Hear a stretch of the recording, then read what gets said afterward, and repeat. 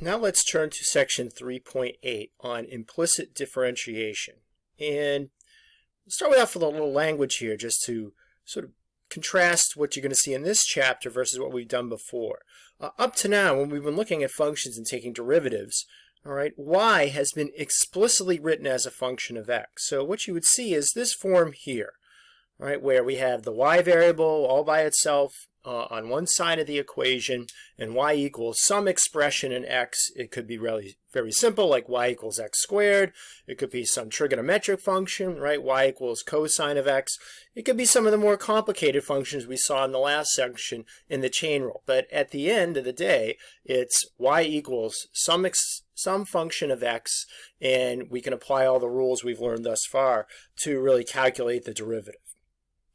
But now what we need to do is sometimes look at relationships between variables that are expressed implicitly. Right? So we'll start with the unit circle here, x squared plus y squared equals 1. Now, you might remember, if you wanted to solve for y here, you'd subtract x squared, you'd get y squared equals 1 minus x squared. But remember the square root property, right? When you take the square root, we get a plus or minus root. So notice two functions emerge when you solve for y. Right? We have really the negative version, and then the positive. Now, x squared plus y squared is a circle with radius 1 centered at the origin. But this is what, if we use the techniques we've used thus far, all right, we really have two functions in y, the positive and the negative. And then, of course, we could use the chain rule to find those derivatives, and that's what you would get here. And so, just to show you visually what you'll see in the text, all right, here's this relationship. X squared plus y squared equals 1. There's the circle. You might remember from pre-calc 1, this would fail the vertical line test. It is not a function, right? For a function to exist for one x value, we need to get one y value. It fails. All right, and sort of we see that with the positive negative roots when we solve for y, all right, that's why we don't get one unified function. Now, when we look at the positive and negative solutions separately, all right, see here's that positive solution we solve for y. There's the negative solution.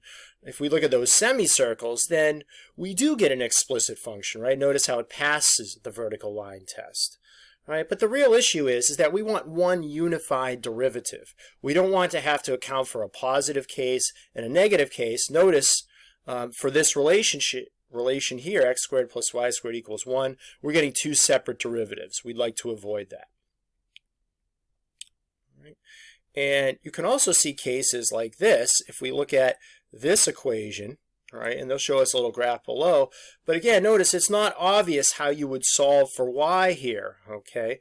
A lot of times, too, we can get relationships like this where you can't rearrange the terms to solve for y, even as you did with x squared plus y squared equals 1. You can get very complex relations with x and y that you just can't solve for in some generic form, y equals f of x. All right, so that's what they'll say here. Solving for y to obtain these three functions. All right, this is really a combination of three functions. Right, f1, f2, f3. We don't have to calculate three separate derivatives and identify which derivative applies for which values of the variable. So this is where implicit differentiation comes in. All right, so we'll look at example 1. Calculate dy dx directly from the equation for the unit circle x squared plus y squared equals 1.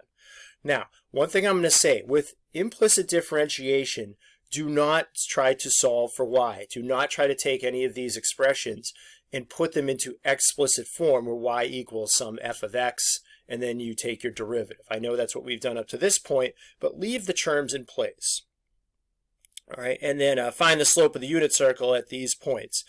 Similar to as we've done before, right? If we find the derivative function and want the slope of a tangent line at a certain point x, we plug in that x value into the derivative. So we'll see something similar here. Oops. All right, so let me step to the solution here. And to really understand how this is going to work, you have to think about the chain rule. Okay, so here we have x squared plus y squared equals 1. Now envision some function y of x. Imagine that we could come up with some explicit function. So y is some function of x, if we could do that. So they're going to make this little substitution here, and then we're going to use the chain rule. Now what we want to do, and I said don't try to solve for y. What we're going to do is take the derivative with respect to x of every term in place. So derivative of x squared is going to be 2x. Now here what you want to do is think about our chain rule and the power rule, right? Notice y of x is really the inner function. The outer function is x squared, so to speak. So think of our derivative, right? The 2 would come out front, right? We copy over the inner function, and then 2 goes to 1. And then, of course, over here, the derivative with respect to x of 1 is 0. So this derivative of y of x squared, again, notice the 2 comes out front. We copy over the inner function y of x. Now, the derivative of the inner function by the chain rule, right? That's what we call g prime of x. What's the derivative of y of x? Well, we're going to call that y prime of x, or the derivative of y with respect to x. So here, derivative with respect to x of y squared, the 2 comes out front, we copy over the y, and then this generic derivative, dy dx, will just represent in this notation. And so now, again, what we've done is we've gone from x squared plus y squared equals 1. When we take the derivative with respect to x, it's 2x plus 2y dy dx. Notice this has come down here. And then the derivative of 1 is 0. Now remember, ultimately what we really want to solve for is this right here, dy dx. So now, sort of the latter half of implicit differentiation problems is really solving for dy dx. So this is really the term of interest. So we're going to subtract 2x from each side and divide each side by this coefficient of 2y. So notice they subtract 2x and then divide by 2y, simplify the 2's, and now dy dx is minus x divided by y. All right, and as long as y is not equal to 0, then this result holds. And we will have vertical tangent lines at 1, 0, minus 1, 0.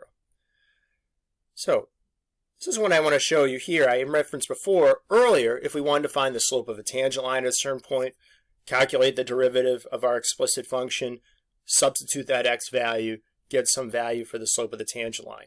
Now this function has 2 values we need to calculate the slope of the tangent line. So now, because we have our derivative dy dx is minus x divided by y, we plug in the x values and the y values into that derivative to get our slopes of the tangent line. So you'll see here, they'll plug in both of those values. We'll get minus 1 over radical 3 and 1 over radical 3 at these points, and they'll show us here, right, at x equals a half. Notice we would expect a slope that's generically positive. This is 1 over radical 3. And as we move that x value to the other side, right, not quite the same. Oops.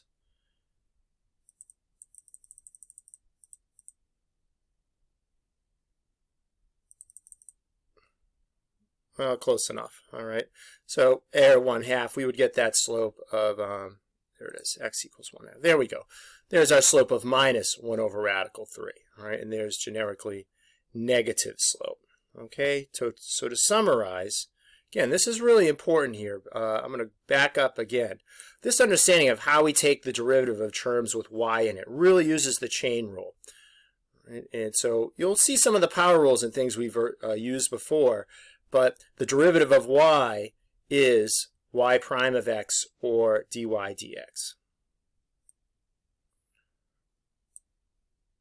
And one last thing to show you from this first example, all right? We produce this implicit differentiation technique without solving for y produces dyx in terms of both x and y. And it is consistent with the derivatives we could have found with the chain rule for those upper and lower halves of the semicircle. If you allow y equals square root of 1 minus x squared for the upper half and substitute it in here for y, you get that first derivative we saw on the first page of the e-text.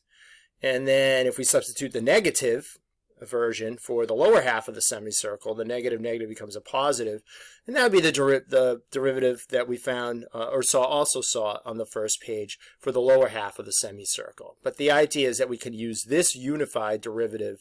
So now we don't have 2 pieces for the derivative, we have one unified expression. So let's look at example 2. All right, so example 2, all right, find y prime of x when sine of xy equals x squared plus y. So let me go to my, let me go to Word here to solve this problem. Now, one thing if you want, I'll just say we can generically call that generic derivative of y dy dx, but we can also call that y prime, and sometimes that notation is a little bit easier to deal with the algebra in the problem. So again, don't try to solve for y here. Don't try to create an explicit function. Just take the derivative with respect to x of the terms in place. All right. So what we're going to do here is say really take the derivative with respect to x of sine of xy, and that equals derivative with respect to x of x squared plus derivative with respect to x of y. So we're going to take these terms one at a time. All right, and let me just fix this here. Okay. So derivative of sine of xy. Now you really want to look at this closely. The derivative of sine is cosine, but notice the outer function is sine, the inner function is x times y. So initially this derivative is cosine of xy. But now we need to take the derivative of the inner function, and that really is a product rule. Right, where we have two functions, x and y, so derivative of x is 1 times y, and then we have x, and the derivative of y would be dy dx. I'm going to call it y prime, right, just a little more compact notation. So there's a little product rule problem nested in here now.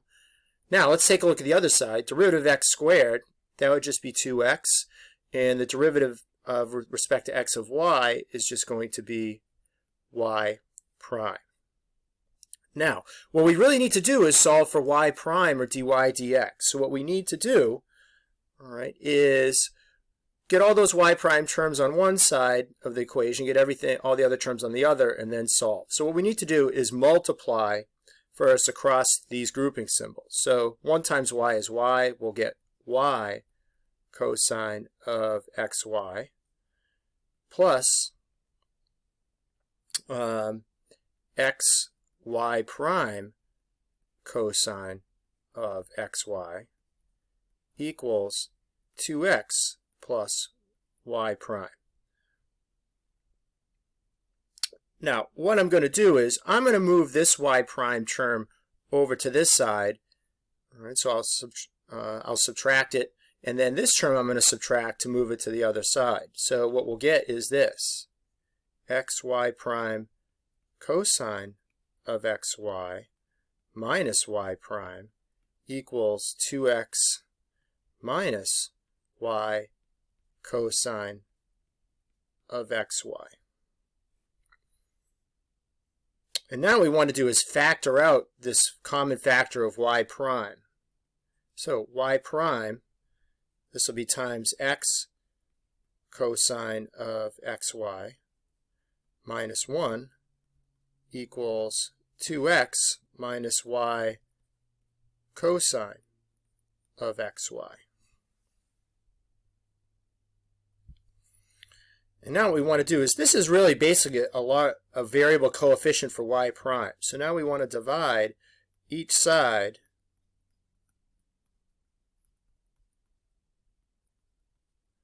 by that expression.